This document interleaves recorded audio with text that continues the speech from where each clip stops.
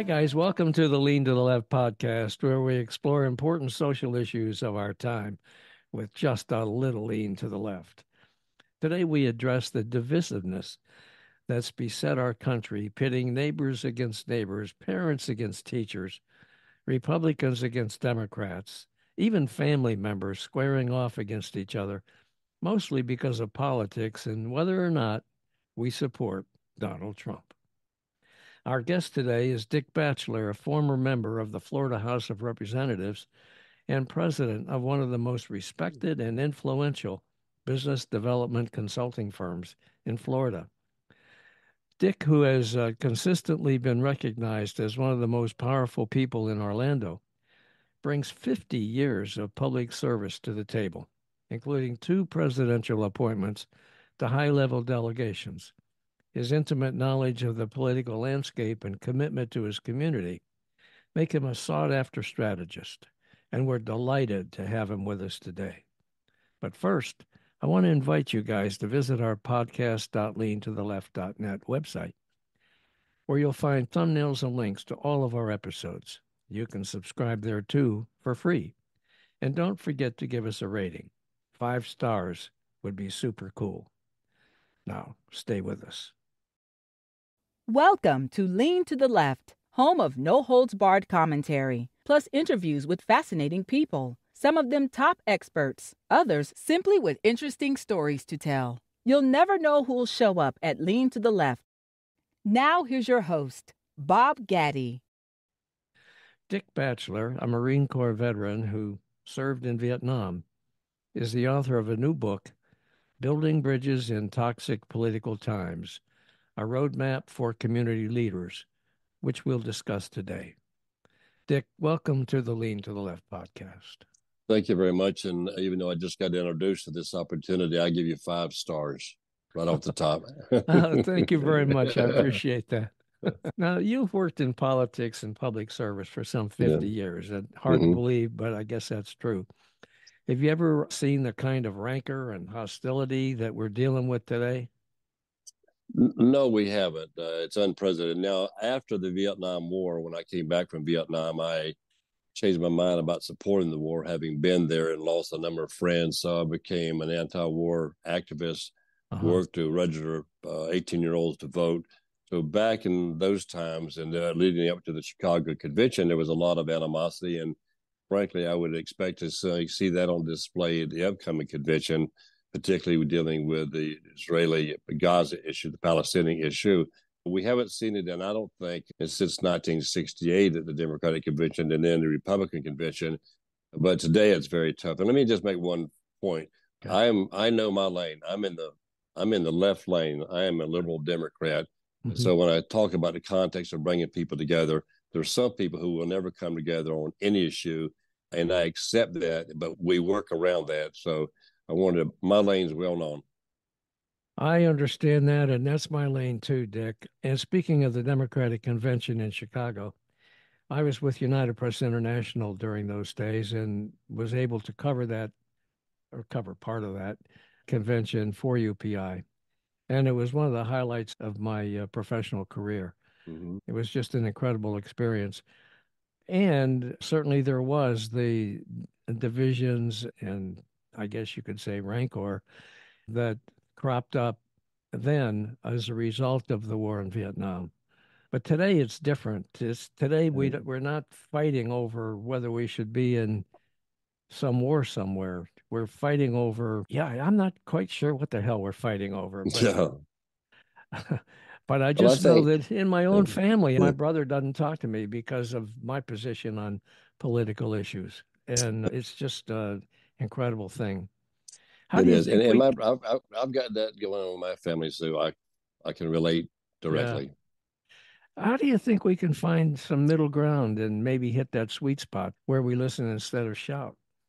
Again, you have to go ahead, and I think to be very candid, you've got the people at the far left shouting beyond the people on the right. You've got the people on the far right shouting beyond the people, and the people in the middle are kind of see these volleys going back and forth over them, and they're trying to moderate some of these issues.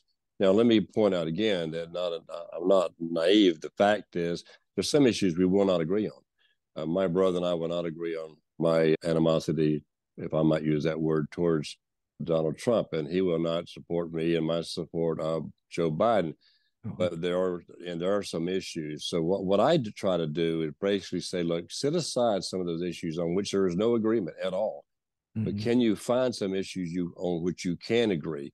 Let me use it at a community level to begin with before we go to maybe state and national level. In your community, and in my community specifically, we have a fentanyl crisis, a lot of overdoses, a lot of deaths from fentanyl. Well, fentanyl does not discriminate against who it kills. Republican, independents, NPAs, Democrat, it does not discriminate. So there's an issue that, look, can we get together? I co-chair that effort in Orlando, and the other co-chair is the CEO of Red Lobster. Obviously, he's in a different political lane than I am, generally speaking, but we can put aside those issues, don't even discuss those issues, and come to the table.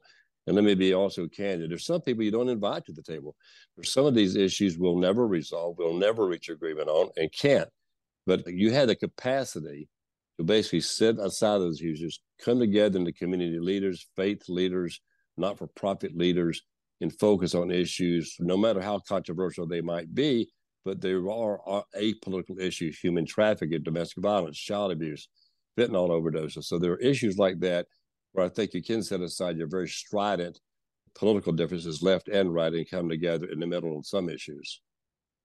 Well, that would certainly be nice if that could happen. You've done a lot of work serving on the UN's Human Rights Commission, the National Advisory Board for Human Rights First, and the U.S. Global Leadership Coalition Florida Advisory Board, and probably who knows what else you've done in that long, illustrious career of yours. And I'm sure that during this period, during that work, you've helped others work through controversy and disagreements to find consensus. Do you feel like that's possible today? I think it's possible, but difficult. Again, I don't want to sound naive at all. I want to go back to the UN Human Rights Commission in Geneva. We would meet with delegation and advocacy groups and come up with the resolutions in a public forum where we would condemn the behavior, let's say the violation of human rights. In fact, the irony is that I delivered on the floor of this speech condemning Russia for the invasion of Chechnya.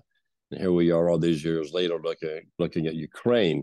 Right. So those are issues now that if we had support for that, the only problem is China, and back at the time, Russia had veto as they do in the United Nations. So we got there, but it was very difficult to get there. That's an issue that was very divisive, obviously.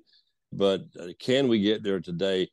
Again, if we look at the national level, it begs the question, can we get there today, even within the Republican Party? The Speaker of the House, his survivability is at risk, where you can't get even the Republicans to come together on something like the funding of Israel, relief in Gaza, funding for Ukraine and Taiwan. So even within the Republican Party, you've got this divisive. You've got the Freedom Caucus, the extreme right wing, dictating to the more moderate caucus, if there's such a thing in the Republican Party, but also, so you have divisiveness even within the Republican Party as you do in the Democratic Party. So it's difficult, but you have to make every effort. I think, I like what Winston Churchill said in one of the probably the most brief speech he made, and you just never give up. Never give up. So you're either in the arena, in the fight, or you're outside the arena and your vote doesn't count. It's that candid. Yeah. You're right that your book is about bringing people together and getting things done. And that's what we're talking about here. You offer 10 strategies to achieve that end. And I'd like to go through those 10 strategies, if you don't mind, Dick. The first one is figure out what you are. What are you talking about? When I grew up, my parents were tobacco farmers, sharecroppers in North Carolina. The only blacks that I was introduced to were black field hands. There was talk about Klan activity. My relatives even talk about proudly being members of the Klan. I grew up and then I joined the Marine Corps and met the first black, James Johnson, who I ever met and befriended, and we stayed friends until his recent death. But he really opened my eyes to what is this race issue? What is this race issue? And keep in mind, in 67, 68, during the Tet Offensive in Vietnam, you had Bobby Kennedy was killed, Martin Luther King was killed. So you had race, you had the divisiveness in even in Vietnam between the blacks and the whites at the time. Of course, we had all the riots, et cetera, et cetera, et cetera. But he helped me understand the difference in how we should not discriminate based on race, for instance. And he educated me a great deal. I went on a recruit when I was head of the Young Democrats, the first three blacks who ever run for the legislature, even though they didn't have a chance to win in Orange County, Florida, at large districts. In fact, yesterday I had lunch with one of the blacks I recruited in 1972. Had not seen him until yesterday, since 1972, and we were recounting those efforts. I went on to become not only recruiting blacks to run for office, working to get voter registration out in the community, and also I ended up being the chairman for 2 years of the Urban League, the local chapter of the second oldest African-American organization in the country. So you don't have to be what people think you're going to be because of your environmental influences. So you can get beyond that, open your mind, talk to people, learn, grow in capacity and learning. Okay. Now, strategy number 2 is titled Assess the Issue. You talk about the impact of the news media and the drive-by media outlets and their role in shaping public opinion, the drive to get clicks and views and whatnot. Can you please elaborate about that? Did I say Fox? You've got people who were spoon-fed. I think what happened is that this a term I coined called intellectual laziness.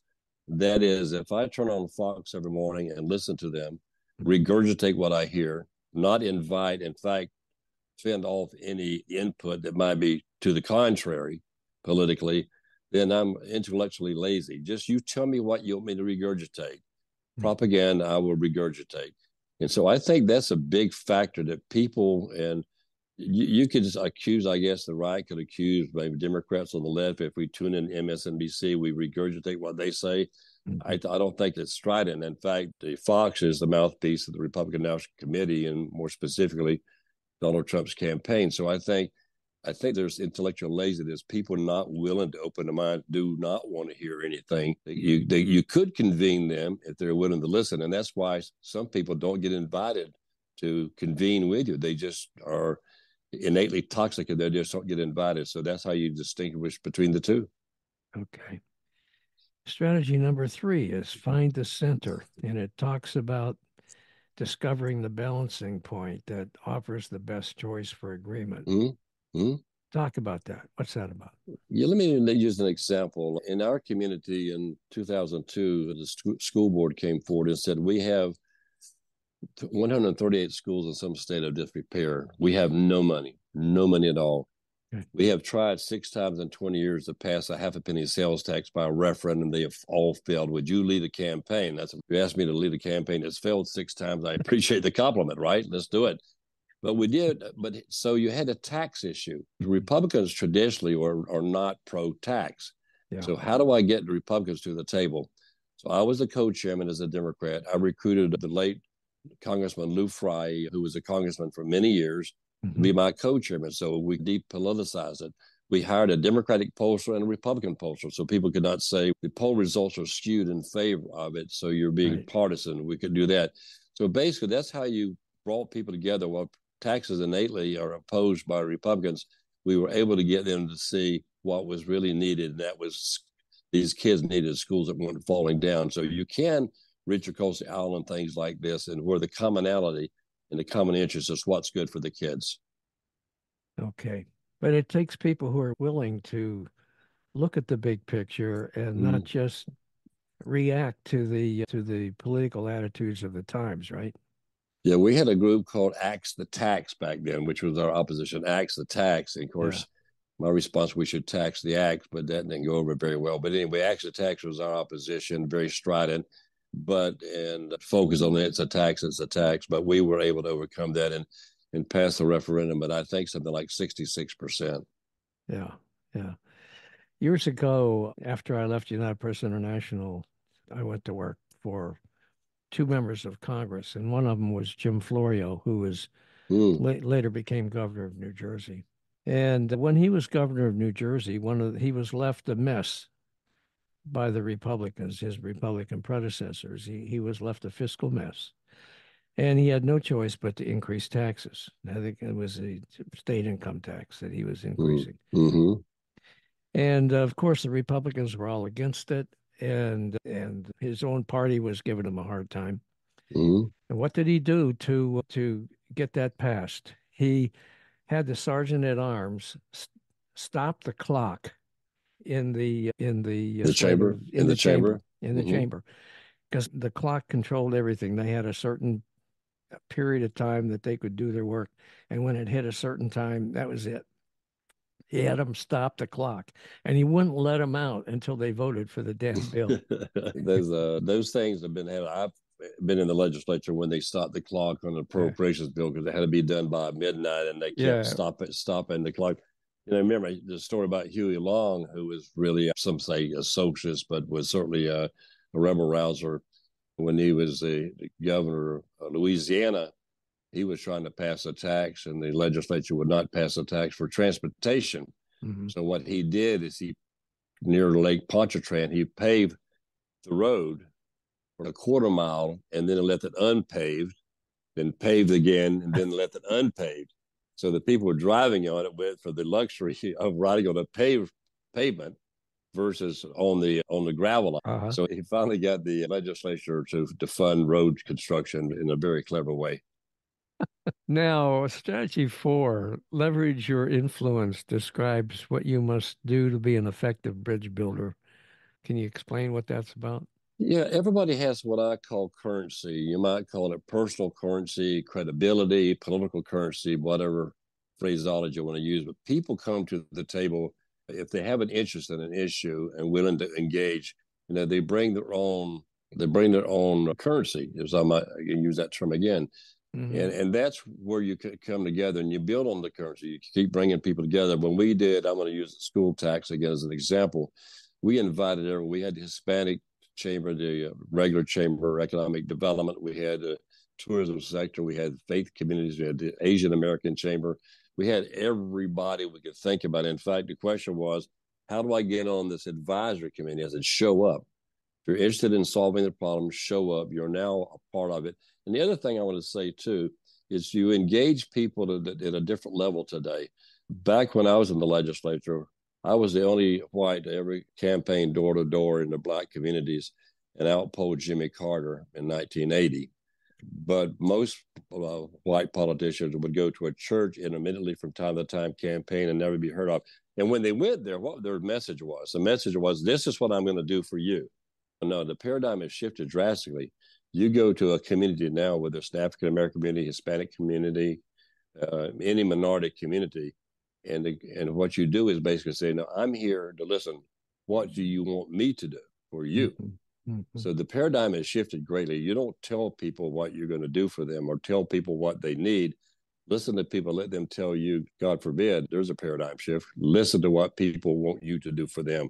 So that's one thing we did. We went to these communities very first off and said, your community is least able to pay this tax, but frankly, the schools that are falling down are in your neighborhoods. With this tax, we'll build new schools. Okay. All right. Your strategy number 5 is make people the priority. Right. Tell me about that.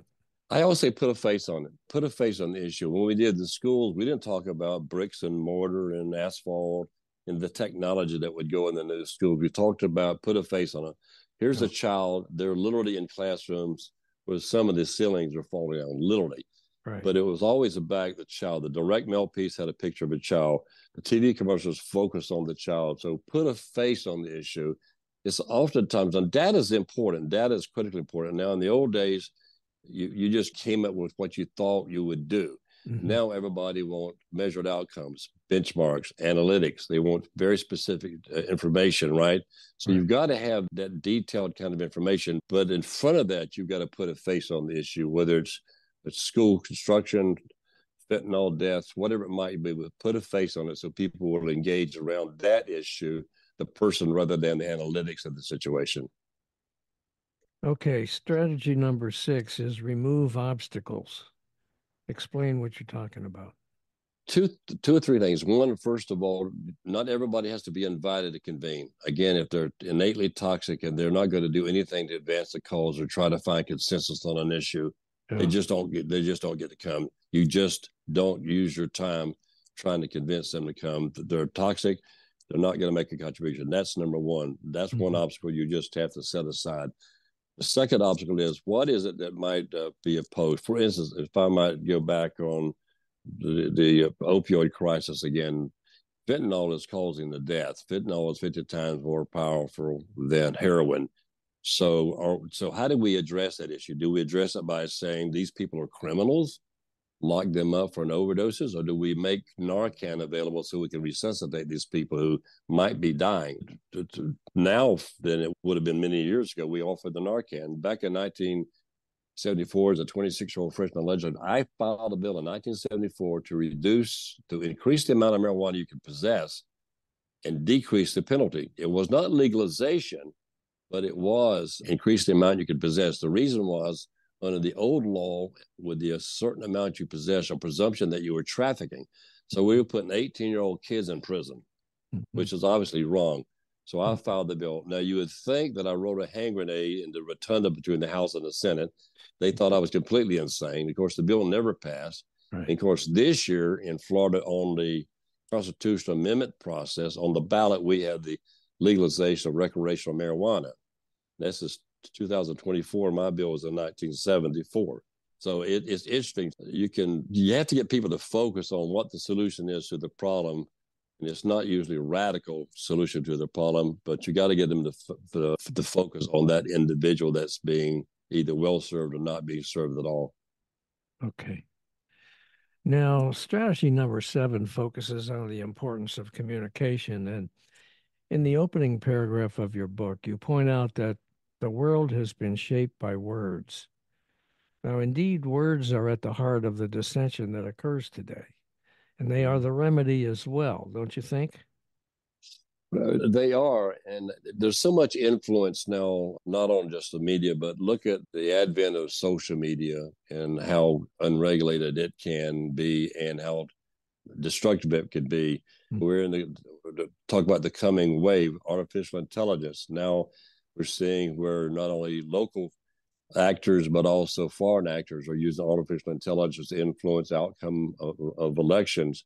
Yeah. It's more and more difficult because I think it miniaturizes the role an individual can play in the process, and I think it also has a person think that they've got a weakened capacity to influence politics, and to a degree they do. But the only option you have is to convene with people and try to get things done, stay focused. You don't have a choice not to be involved in it. But notwithstanding, but words are obviously important. But the problem is now they've become so hijacked with different media that it's very hard to stay focused. Yeah. Yeah, that's for sure. All you have to do is look at Twitter and you'll Well, see that, absolutely, you know. absolutely. Yeah. Okay, so strategy number 8 is keep your cool. Now, my question is this: in the face of all of the lies and all of the distortions that we have to deal with today, how in the hell is it possible to keep your cool? It's very difficult on when you're on, particularly on the national level. There's Yeah. so many issues. What's going on in Congress now, the presidential bid. It's very hard to keep your cool. And again, I'm not naive because those people who are, let's say, on the right from where I am, Yeah. and we have these degrees. I write columns all the time selling the behavior of Governor DeSantis in the state of Florida. He wants to outlaw AP courses. African Americans don't say gay, rewriting the history of Rosa Parks, all these kind of crazy right wing stuff. I will never agree with the governor or his cabal in the Republican legislature on those issues, but can we find other issues locally where DeSantis supporters and people who might support me can come together? There Yeah. are, but again, I don't want this to be I don't see a kumbaya. Yeah. I don't see that kind of Understand. dance, right? But some of the issues you would just never agree on, and nor would I ever agree. Hmm. Okay. Finally, your no strategy number 9. The headline is "Be creative." What are you talking about? How can you be creative and get through all of this? Be creative, and again, I think finding the issues on which there can be some agreement. You might not think that going in, but you can come up with some of those issues that you can agree on, and that's where the creativity comes in. And how do you frame the issue? Again, we frame the children's tax for building schools as a construction boondoggle. It won't be funded. Mm-hmm. If it's about children, it will be funded with bipartisan support. So the message is very important. Get it back, and I always say, put a face on the issue. Put a face on the issue, just like what's going on in Congress now. If you talk about Israel, what happened on October the 7th, you talk about the Palestinians, thousands of people have been killed in the Gaza Strip. Mm-hmm. If you talk about what's going on in Ukraine and the deaths there, that's what you're debating. You're not debating what something as generic as world order. You're debating some very specific things like this. So you have to hone in on that. And hopefully that might be what saves the funding in the Congress, is because they're beginning to hone in on the loss of life and the turmoil that's going on around the world. And we have an opportunity to at least help mitigate the damages. Okay. Now, your strategy number 10 is titled, Be Nice, but Be Strong. Now, that sounds good to me, but what do you do when you're confronted with arguments that are just flat out wrong and based on lies and distortions? How is it possible to keep your cool? I just don't. I think you keep your cool by just disavowing, just say they're not involved in the conversation. Again, I want to get back to the point. There's some people who you just don't want involved in the conversation. If they're not there to be constructive, they don't get invited to the conversation. You go back to your corner. I'll fight you tomorrow on the issues that we disagree on. On this issue, I will convene with people of your party, of your stripe, your political stripe, and we'll get some things done. One thing I wanted to point out to you before we wrap it up, too, one of the influences, and it's really been very caustic in my opinion, is the Citizens United case. Because Citizens United basically ruled that a corporation has the same constitutional basis as an individual. Now you can give unlimited campaign contributions from corporations. It really is. What is money is the mother's milk of politics, but they have bastardized the process of electing people. I was talking to somebody yesterday when I was in the legislature, because it's been many years ago. You'd run for the legislature, you might spend $40,000-$50,000 a day in Florida to win a seat in the Florida legislature, which is about 1/6 the size of a county. It's $1 million for a job that pays $37,000 because with its influence of political contribution. Citizens United was the most dastardly decision up until Roe v. Wade that was ever made by the Supreme Court in the last 50 years. It's bastardized the political process. It's given the influence to corporation. It's miniaturized the influence individuals have. So that's why it's so difficult and very frustrating, and I understand. But bottom line is, find some things that you can agree on and get those done, because otherwise you basically surrender the ground to the opposition. Yeah, you mentioned Governor DeSantis a few minutes ago, and it just occurred to me that since he pulled out of the presidential race, I haven't heard the word woke, which he used all the time, right? Yeah, the governor used to say, Florida's where woke comes to die. I think it died someplace between here and Iowa. He spent $150 million. He campaigned in 99 counties in Iowa and lost every county. So I don't think his message resonated very well, but he's back in Florida, chomping at the bit. We're now going to teach Americanism versus communism to elementary school students. I took it in the 9th grade. Now we're not going to teach young people. We got the book banning. We've got lots going on. So he's not giving up. I guess he's still trying to maintain his lane till he can run in 2028, but we'll see. But I think he learned his lesson that his platform does not sell very well in every place. Can you keep your cool when you're dealing with him? No, to be honest, I cannot. We're so stridently opposed on. I don't know anything that I agree with Governor DeSantis. What I should have said is one thing he did put on his agenda when he got first elected. The environmental protection was very important, and I really applauded him for that. He also said teacher salary should be not $35,000 starting, but $50,000. I agree with him on that. In fact, I wrote a column in the Orlando Sentinel praising him. I said, I'm going to make Democrats and Republicans very nervous because I'm going to agree with the governor. There's nothing that he's done since then that I agree on. Nothing at all. All right. Have you got anything else you'd like to add before we talk about where people can find your book? No, I'm good to go. And Okay. All right. So where can they find your book? I guess the it's book on is published Amazon, on right? Amazon Books. If you go to Amazon Books, just put in my name, Dick Batchelor, it will come up. Or if you just put in Building Bridges in Toxic Political Times, it will also come up. So Okay. I hope you have an opportunity to enjoy it. Okay. And by the way, for you folks who are listening, Dick's name is Batchelor. Mm-hmm. So you just put that in and into Amazon and you'll find this book. And trust me, it works because I did it. Good, thank you. Yeah. Okay. All right, Dick, thanks so much. I enjoyed talking to you Thank immensely, you. and I appreciate you coming on with us today. Thank you very much. And I still give you the 5 stars. Thanks. Thank you. Very much. I'm grateful. Hey, guys, thanks for watching. I hope you enjoyed this Lean to the Left video and you found it interesting and informative. Please visit on a regular basis and check out our interviews with guests on topics that focus on progressive politics and the important social issues of our time. Now, our interview shows stream on Mondays with special episodes on Thursdays. And you can check out upcoming shows, guests, and topics at podcast.leantotheleft.net. Subscribe to our audio version there and to our video shows here at YouTube. And follow us on social media. Facebook at Bob Gatty and the Lean to the Left podcast. Now, it's 2. Bob Gatty is one Facebook page, and the Lean to the Left podcast is a second Facebook page. Twitter at Lean to the Left 1. Instagram at Lean to the Left 1, TikTok at Lean to the Left, LinkedIn at Bob Gatty, and YouTube at Lean to the Left. Now, I hope you'll support Lean to the Left as well so we can keep things going.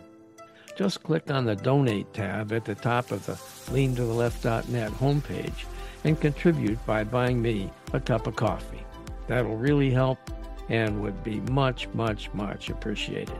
Now, this is Bob Gatty signing off for Lean to the Left. Thanks for sharing your time with us.